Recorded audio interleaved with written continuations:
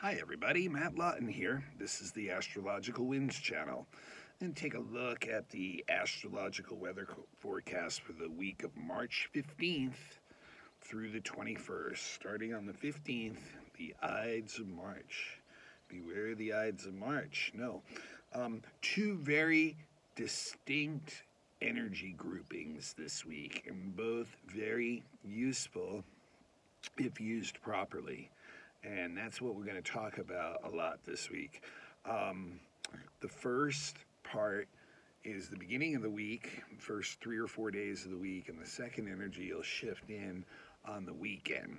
And the first energy is going to be an energy of many opportunities to make some shifts.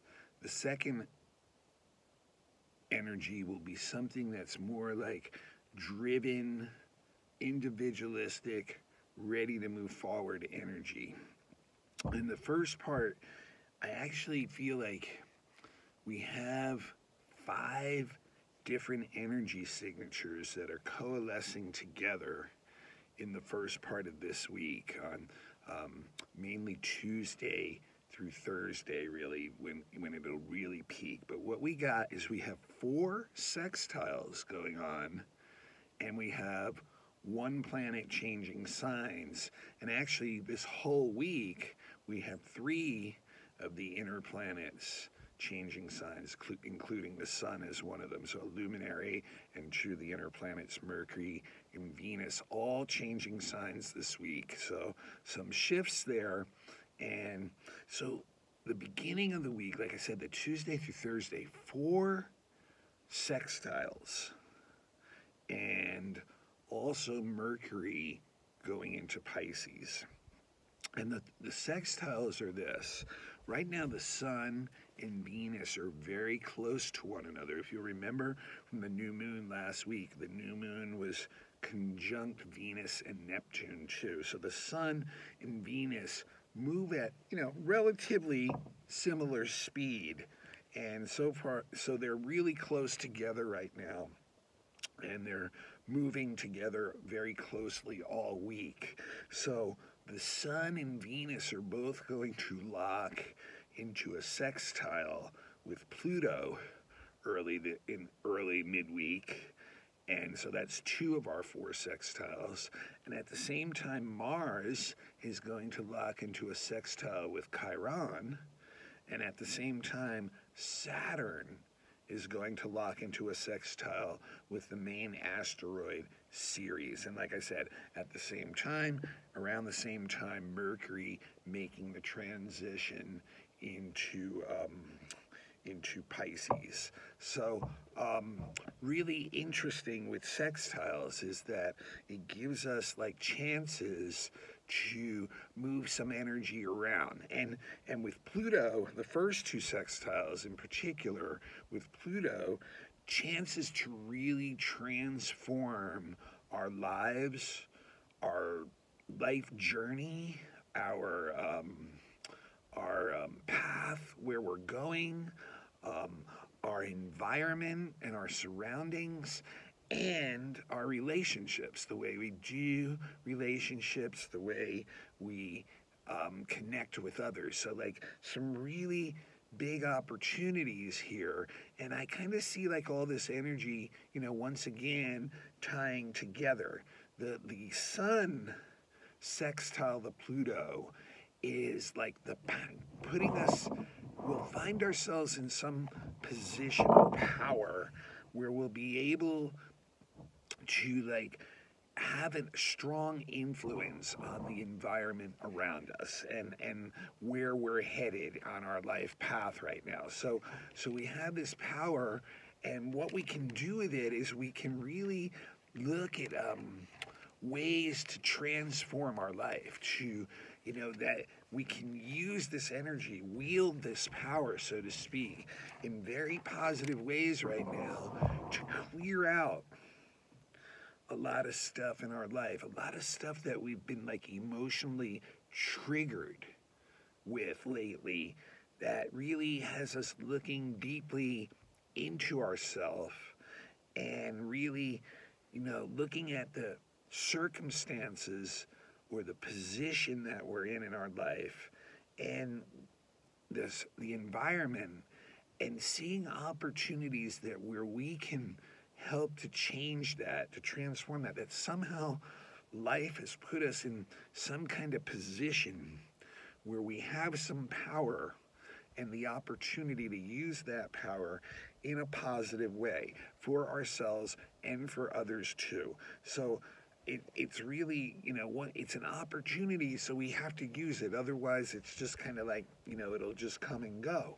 But then when you bring in the Venus sextiling to Pluto too, we see that it's not just about us. Like, we're learning through our relationships with other people right now that, we're learning by making really deep emotional connections with the people around us right now in that immediate environment, our friends, our family, people that we're coming across. We're making these really deep emotional, have the opportunity to make these deep emotional connections with them and find like these opportunities to really learn a lot about ourselves by the way we affect others and the environment around us. And not only that, the opportunity like to deepen a lot of the connections that we've made with people and really take them to the next level of like intimacy and trust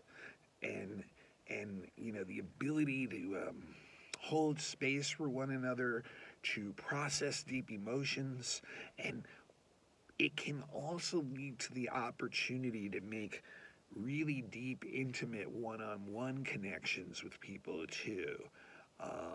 To make what would be like these deep emotional bonds together, that there's a trusting energy that you're allowing people to slowly trust them, and that trust is opening up this space for this deeper, intimate connection with others. And then what's really cool about that is that tends to cycle back in to that Chiron and Aries, that thing about wanting or needing to take responsibility for our own learning and healing processes that I've been talking about since Chiron went into Aries last year.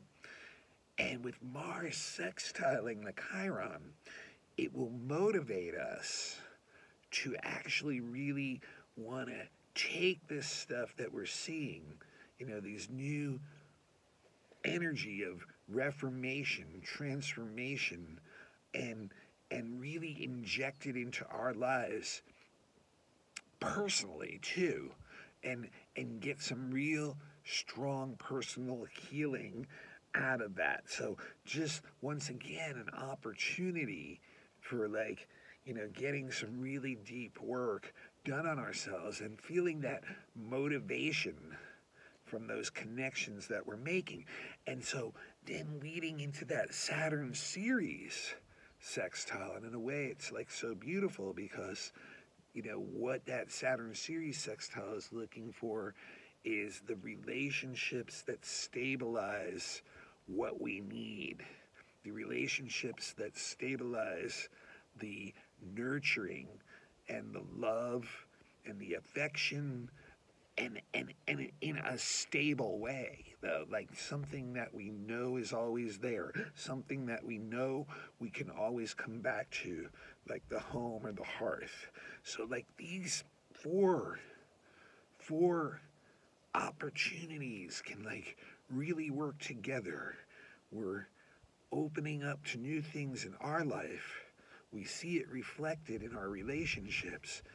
It comes back to us and acts like a healing medicine or balm to us and motivates us to want to have more and create this stability in our lives and with the people in our lives to create this nurturing environment to be in.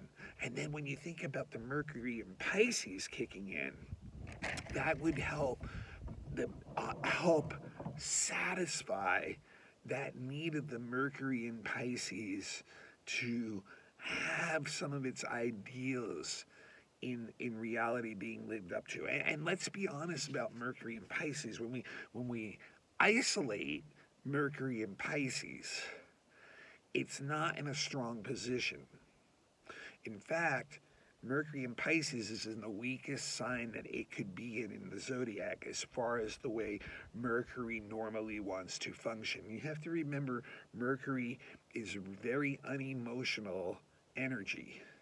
It's the emotion, it is all about intellect and the facts and making decisions without allowing emotions to influence those decisions. It's like cool and logical, you know. And so like when it goes into Pisces, that just doesn't happen anymore. Like the mind is being very influenced by the emotional input it's getting and reacting to that. Now, it's interesting because many times one of the problems of that Mercury too, because Mercury rules communication, is the inability to actually articulate in language what our ideas are in our imagination and in what's inspiring us. That an inability to actually take that more artistic, holistic communication that is coming through emotion and emotional intuition and getting it down in like a cool, linear, logical form that language can be very difficult. And that's one of the reasons, once again, Mercury is weak in this sign, because, you know, communications, in order to be effective, mostly need to be concise and clear and logical. And that's not nearly as accessible when Mercury is in this position. But for those who like to use and love words and language in the sense of a storytelling way, in the sense of analogy, in the sense of like poetry, lyrical quality, this is like where Mercury can actually be very inspired with the use of words. And so like artistic output with language is very, very rich during Mercury and Pisces. So those of us who, you know, write creatively, this can be a very inspiring time, these 2 or 3 weeks that Mercury is in Pisces. But tying it back into those 4 opportunities of change, we can see like maybe some of those ideals that we have that inspire us, and maybe we live in a little bit of an imaginative or fanciful world of what they would be like if they were more concrete or real. Maybe we have these opportunities this week to make some space in our lives, in our relationships, in what we see reflected back to us in our relationships, and find these, you know, these people around us who we can connect with and be intimate and deep with and be safe with and be able to take our emotions to another level where we're all getting what we need, maybe not what we want, what we need. Saturn series will give us what we need, maybe, you know, but that may be, you know, all that's really required. Maybe all that other stuff would end up just being something else that you'd have to purge eventually. So that's really the, you know, the midweek, some really interesting opportunities there. Now remember, this is so much like, I can't believe it's actually, you know, several years ago at least now, but it's so much like when we had the Uranus square Pluto, when Uranus went into Aries and Pluto is in the first decan, the first 10 degrees of Capricorn, and we had that square all year, and every time the moon, you know, would hit a cardinal sign that year, we get this trigger. So like I said, the last week or two, Uranus in Taurus, square Saturn in Aquarius all year. So every time the moon goes into a fixed sign each week, it's going to be a day where the emotional intensity of the Uranus-Pluto square is going to apex. And right now this week again, it's going to be on Tuesday night in particular. The moon will conjunct Uranus, moon in Taurus will conjunct Uranus and square Saturn.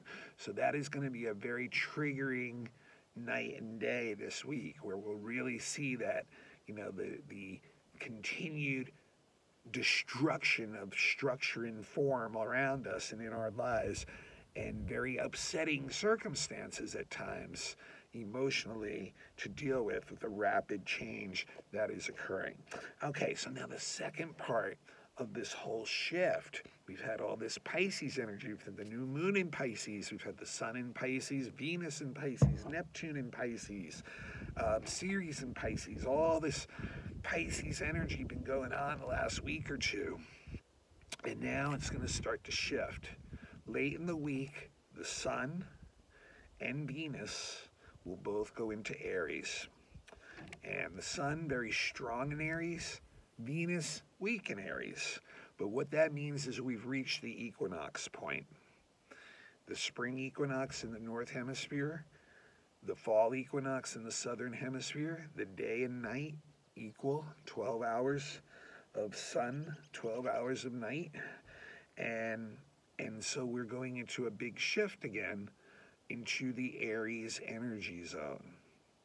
And the Aries is very strong with the sun. The sun's second strongest sign is Aries, because Aries is a very self-motivated sign, just like the sun is a very self-motivated luminary or body in this case. So when the sun goes into Aries, we get very, very self-motivated, very assertive, very active about what we are personally interested in. We get very subjective. The receptivity, it narrows, and it can come to a complete stop even of what is coming in from others, because we're so subjective, wrapped in our own thing. The assertiveness can be taken too far into aggressiveness and anger. Aries energy is quick to anger, thankfully also quick to let go of that anger. But when it explodes, it can be very destructive and scary to others around it. So Aries needs an adventure, and it's out there looking. And when doing that, it can be very tactless in its way that it's affecting others around it. So that, and very headstrong too. Aries rules the head, thinks it's always right, and can really create a lot of waves that, at the time, maybe you're getting what you want, but they can come back and really rock your boat eventually, and also damage your relationships if you get so subjective that you're just running roughshod over other people. But it does give us this desire to, find some new adventure, some new frontier, to move forward in our lives and be active in that sense. Now, Venus in Aries is not as strong. Venus in Aries, because Venus is all about relating,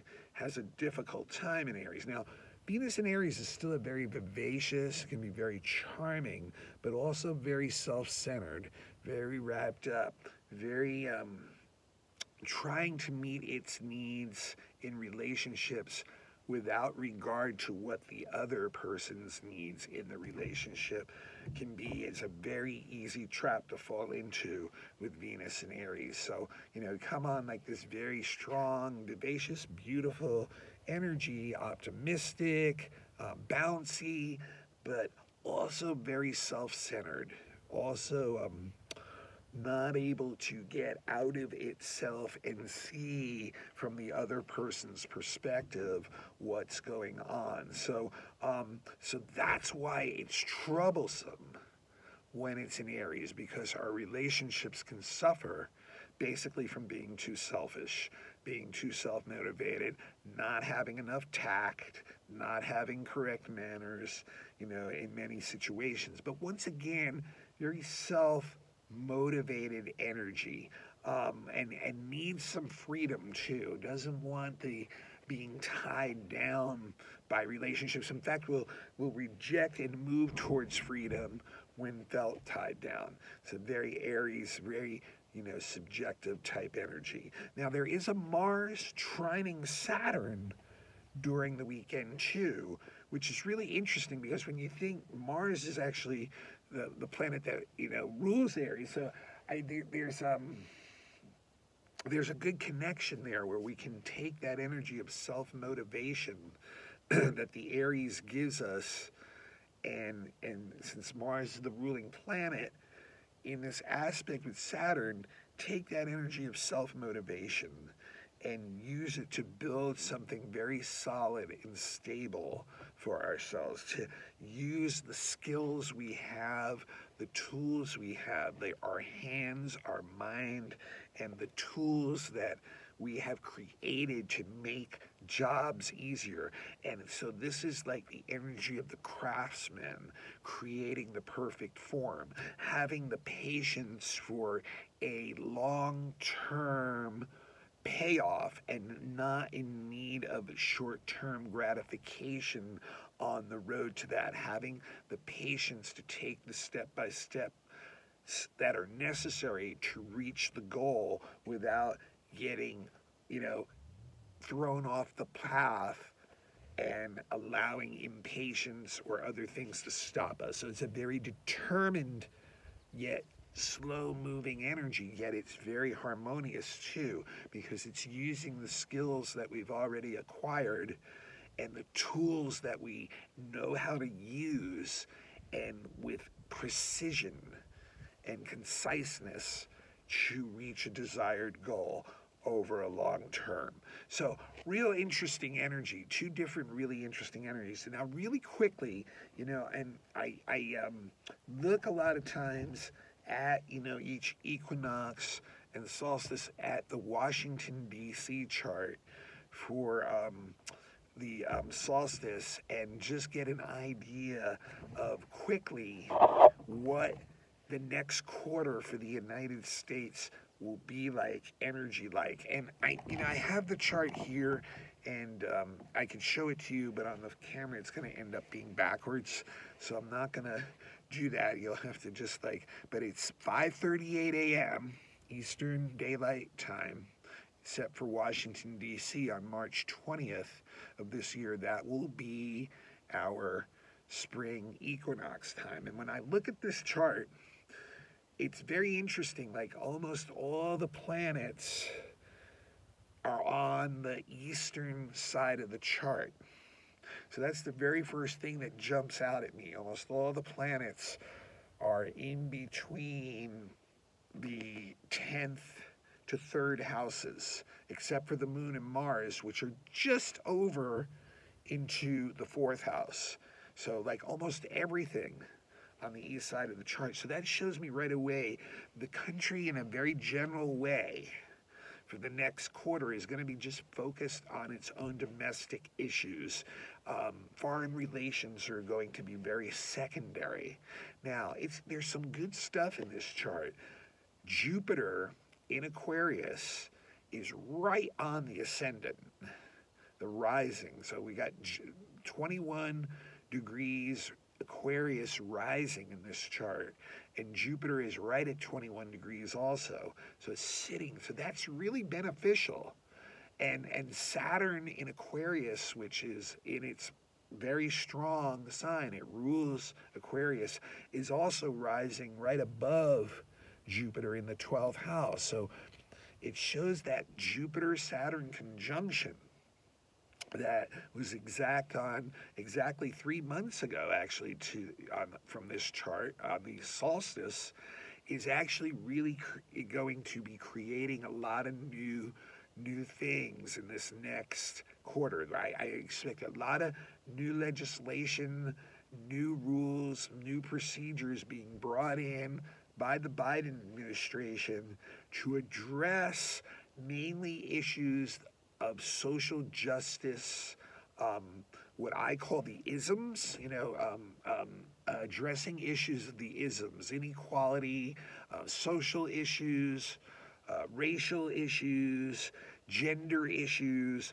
all that stuff, we can expect a lot of laws, going through Congress and this administration addressing those issues in the next 3 months with Jupiter and Saturn both in Aquarius, conjunct, rising, and conjunct the ascendant of this chart. There's no doubt. And we can see that happening already. The legislation that is being suggested and running through is really dealing with a lot of what is the democratic social type issues that they get very concerned about. So very much, for people into those type of things, feeling like really a lot of benefit will come out of these things, and so that's interesting. Now the other thing that's interesting is Pisces.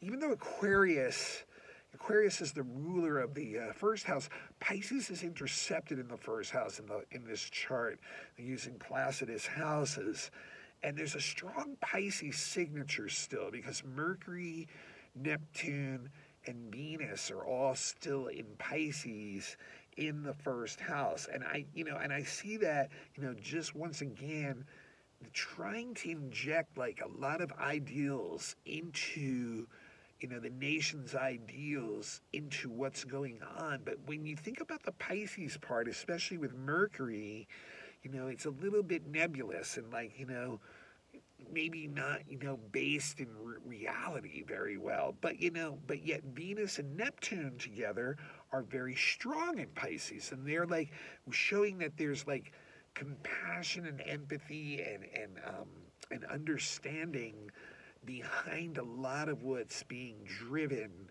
along in this energy. So, but like I said, the Mercury kind of shows like, some of it may not really be too based in reality. And then it's interesting too, the sun is also in the first house, of course, right at 0 degrees Aries because it's the equinox, but also shows the president is really driving a lot of these changes. The executive branch is really riding that like, that Venus, Neptune, Pisces energy of like having its own like agenda, moral code, ethics, and really pushing that and feeling like that's based on compassion and inclusion would be like what they feel is behind that energy. Whether that's being perceived by others that way or not is, up to each individual, really. What's also interesting is Chiron is exactly conjunct the second house cusp, and Uranus is in the second house too, in Taurus. So this is a little bit worrisome for money and resources and assets and the economy. Like there's possibility that there'll be some strikes. And I know the stock market keeps going up, but we really can't use the stock market as a barometer for what's going on with the assets and money of most of the population of the country, because it really is not anymore ever connected with that. It really just represents a very small slice of the people of this country, and how the stock market is doing. So, with Chiron and there and Uranus there, it's like, there could be some sudden upsets or shocks in the nation's economic, financial assets and area, and also shows we're still reeling as a nation, like a wounded nation that's very like chaotic still and not really clear of what's, the values that are being held together. It's more like it's splitting the nation apart. And then I guess like, the one other thing I noticed, there's a strong fourth house influence too. There's a Moon, Mars, North Node conjunction in Gemini in the fourth house. And that's kind of interesting because the Moon, Mars together can represent, the Moon is the people and the Mars is that very active energy, and it shows there's some anger around stuff that's fourth house stuff, the heritage of the nation, the land, the real estate, the homes, the hearts. So I'm wondering if like this may have something to do with some kind of backlash about the way foreign people have been able to buy up a lot of the land in the United States, and like is there going to be some kind of like people just feeling really like upset about that and some kind of backlash about that? It should be interesting to see what that's about. But there is like this energy of anger surrounding the home, the heritage, and maybe that's just the political split within the nation too on how we look at what our heritage or what we feel our home should represent. Some feel like it should just be us and who's here. Others feel like it should include others. So it's an interesting energy there, and it'll be interesting to see how that plays out. The one other thing I did want to say is that both Pluto and the South Node are a little bit touchy in this chart in relation to the president. And that is because Pluto is also in the 12th house rising. And the South Node's in the 10th house of the executive branch. And the South Node's like a karma point, and Pluto is too. So like I really am still concerned, like I said in the solstice chart, that whether the president will actually make it through this term or not, still president. And this shows that, you know, he could be in danger in this quarter, whether it's his health or something like that. So really interesting, some interesting information there in this chart, and but really a focus on ourselves and as a country, and really trying to address what many people perceive as inequalities seem to be the main drive of this chart in this next quarter. All right, went a little bit longer than I thought. This is Matt Lawton. This is the Astrological Winds channel. Please become a follower on YouTube. You got to sign up for YouTube, become a follower, turn on your notifications, and you'll always know when one is up.